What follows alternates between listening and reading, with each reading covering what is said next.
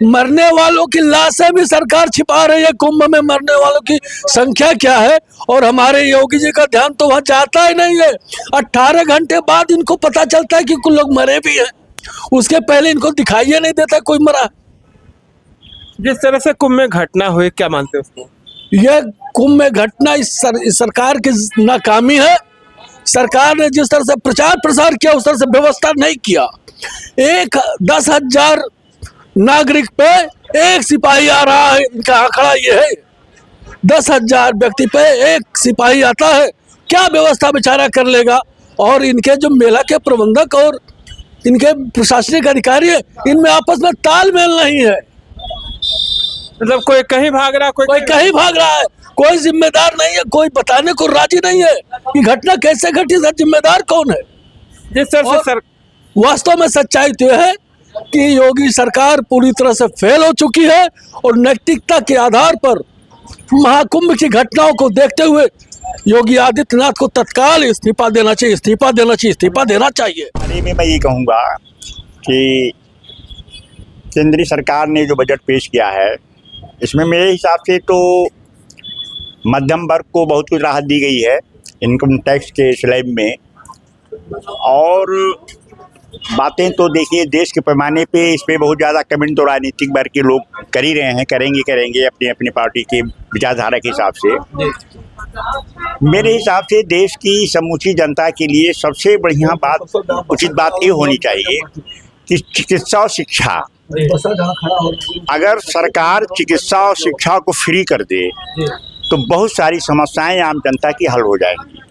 आयुष्मान योजना ही की बात आप कर लें, आयुष्मान योजना जो है लिमिटेड लोगों को दी जा रही है, उन्हीं को सुविधा मिल नहीं पा रही है, और जिनका किन्हीं कारणवश आयुष्मान योजना का कार्ड नहीं बन पा रहा है वो बेचारे सारी सुविधाओं से वंचित रह जा रहे हैं। तो मेरा फोकस ये है कि चिकित्सा और शिक्षा सबसे बड़ी समस्या देश की आम जनता के लिए है। चिकित्सा और शिक्षा फ्री होनी चाहिए जिससे आम जनता को लाभ हो, और सरकार अपनी प्लानिंग के हिसाब से जो कर रही है, जो उचित समय वो कर रही है, लेकिन आम जनता का स्वास्थ्य शिक्षा ये मेरा प्रथम प्रायोरिटी है, होना चाहिए के लिए। और ये बजट जो इनका, ये पूंजीपतियों की सरकार है, पूंजीपतियों के लिए बजट बनाते हैं। महंगाई से कोई राहत? महंगाई से कोई राहत नहीं। महंगाई का आलम तो यह है कि रुपया का स्तर कितना गिर गया है, इससे खुद आप बता सकते हैं क्या स्थिति है देश की और प्रदेश की। तो ये जो भाजपा सरकार ने 25-26 को लेकर बजट जारी किया, क्या लग रहा है ये लोगों के लिए झुंझुना है? टोटल झुंझुना, इसमें कुछ भी नहीं है मध्यम वर्ग के लिए और किसान मजदूरों के लिए, ये झुंझुना है। नमस्कार, आप देख रहे हैं 17 न्यूज़ 24 और मैं हूं शैलेंद्र मणि त्रिपाठी। हमारे साथ कुछ लोग बैठे हुए हैं, इनसे बातचीत करेंगे कि बजट जो आया हुआ उस बजट को लेकर क्या कहना आपका? ये बजट जो है, इस बजट में गरीबों के लिए और आम जनता के लिए कुछ भी नहीं है। मध्यम वर्ग बिल्कुल अछूता है, इसे कोई लाभ नहीं मिलने वाला है। ये बजट जो है उद्योगपतियों के लिए और पूंजीपतियों के लिए है, किसानों के लिए, मजदूरों के लिए, गरीबों के लिए इस बजट में कुछ भी नहीं है। क्या ऐसा लगा बजट में कि किसानों, गरीब, मजदूरों के लिए कुछ नहीं है और सिर्फ पूंजीपतियों के लिए है?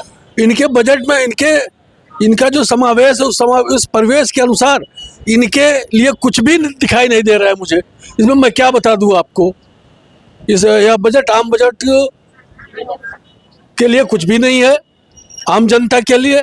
और ये बजट जो इनका, ये पूंजीपतियों की सरकार है, पूंजीपतियों के लिए बजट बनाते हैं। महंगाई से कोई राहत? महंगाई से कोई राहत नहीं। महंगाई का आलम तो यह है कि रुपया का स्तर कितना गिर गया है, इससे खुद आप बता सकते हैं क्या स्थिति है देश की और प्रदेश की। तो ये जो भाजपा सरकार ने 25-26 को लेकर बजट जारी किया, क्या लग रहा है ये लोगों के लिए झुंझुना है? टोटल झुंझुना, इसमें कुछ भी नहीं है मध्यम वर्ग के लिए और किसान मजदूरों के लिए, यह झुंझुना है। महंगाई तो इतनी बढ़ गई है कि आम व्यक्ति के भोजन के लिए संपूर्ण आहार जिसमें मिल जाए वह मिलना दुर्लभ है, कुछ भी दिखाई नहीं दे रहा है। स्वास्थ्य शिक्षा पर देखें तो क्या कुछ बजट में है? स्वास्थ्य शिक्षा तो इनके लिए तो क्या कहें, इतनी भ्रष्ट सरकार कभी आई नहीं जो कि शिक्षा के लिए दोहरी नीति हमेशा चलाते हैं। नई शिक्षा नीति है, ये अभिभावकों का और छात्रों का शोषण किया जा रहा है। हर 6 महीने पर परीक्षा, हर 6 महीने पर एडमिशन, हर 6 महीने पर प्रैक्टिकल और हमेशा धनुगाही हो रही है। यही है इनकी शिक्षा नीति। और सरकारी अस्पतालों में, इनके चिकित्सालयों में कुछ भी नहीं है। एक हल्का सा हल्का इंजेक्शन या दवा खोजिए तो मिलना नहीं है।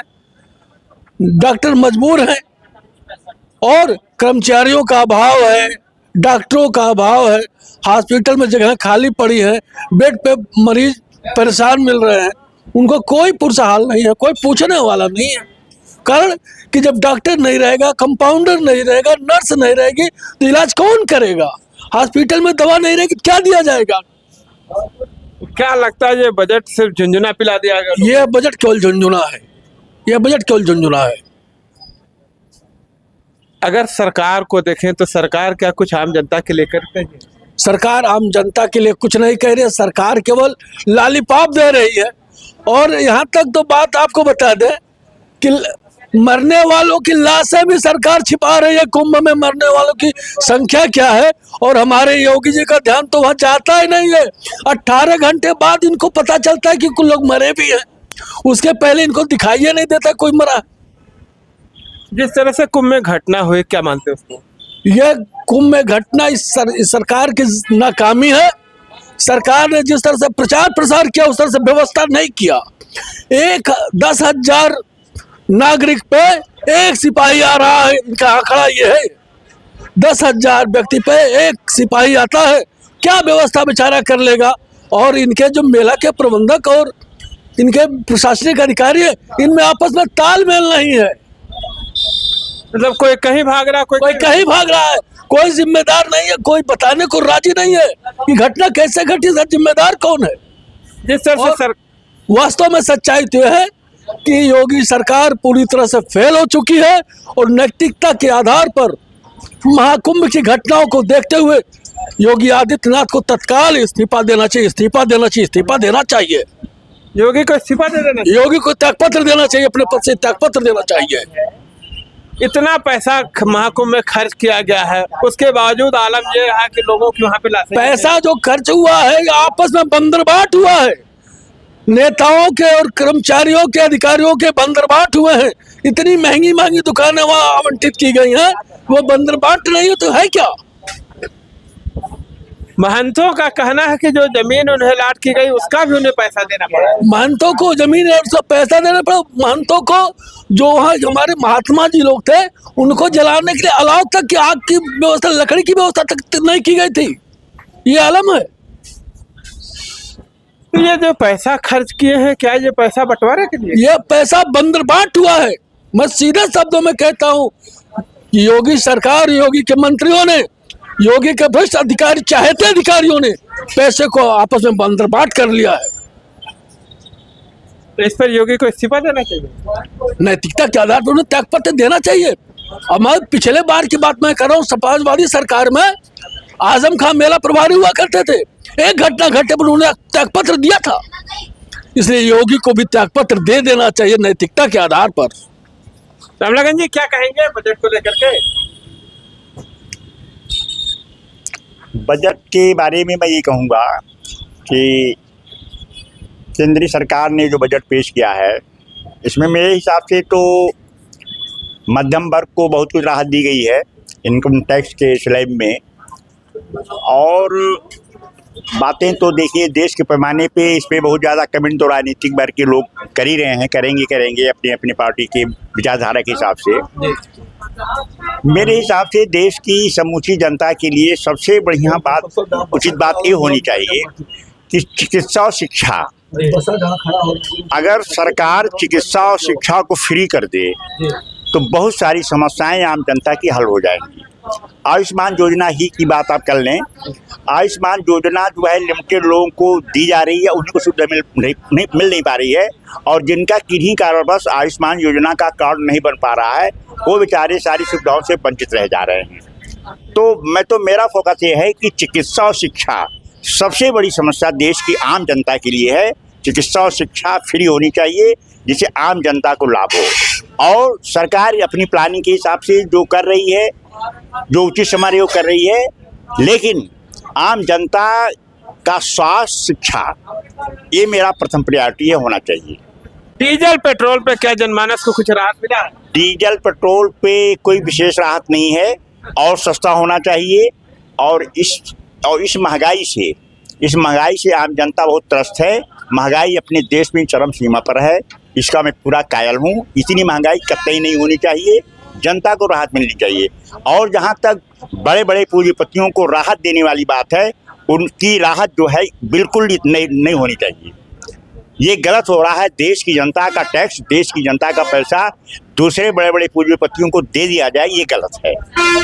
उसका लाभ आम जनता को मिलना चाहिए, और आम जनता को लाभ देने के बहुत तरीके हैं, सरकार दे सकती है ऐसी योजना बना करके। तो बजट में जनमानस के राहत के लिए कोई विशेष नहीं, जरूर है, कुछ ना कुछ है, लेकिन और होना चाहिए। आपके नजरिए से किस तरह से और होना चाहिए, क्या करे सर? मैंने तो चिकित्सा शिक्षा, मेरा फोकस चिकित्सा और शिक्षा पे है। अगर आम जनता, हमारे देश की, हमारे समाज के लोग पढ़ेंगे तो वो बहुत कुछ अब खुद हासिल कर लेंगे शिक्षा के बल पे। और चिकित्सा का बेनिफिट, जो चिकित्सा इतनी महंगी हो गई है हमारे देश में कि एक डॉक्टर एक मरीज को पा जाता है तो उसका खून चूस लेता है। इस नाते चिकित्सा की सुविधाएं सरकार की तरफ से फ्री होनी चाहिए। हेलो, हाँ, तो अभी आपने देखा कि हमारे साथ गौड़ समाज के लोग रहे। इन लोगों ने बताया कि ये बजट जो सरकार ने पेश किया है, मध्यम वर्गीय, किसान और अन्य परिवारों के लिए केवल झुनझुना थमा दिया है।